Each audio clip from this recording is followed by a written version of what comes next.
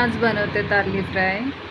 कारली स्वच्छ धुवून झालेले आहेत आणि आता मी इथे मॅरिनेट करणार आहे. तर त्यासाठी अर्धा लिंबाचा रस घातलेला आहे, चवीनुसार मीठ घातलेलं आहे, लाल तिखट घातले 2 चमचे, हळद पावडर घातलेली आहे, धणे जिरे पूड घातलेली, थोडीशी बडीशेप पावडर घातलेली आहे आणि आता हे मी सर्व मॅरिनेट करणार आहे, सर्व मिक्स करणार आहे आणि अर्धा तास बाजूला ठेवून मग ही मी मच्छी फ्राय करणार आहे.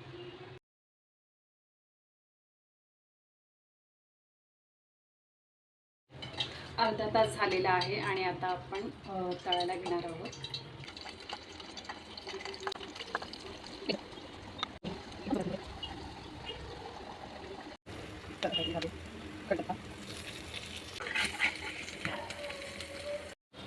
वाव, बघू शकता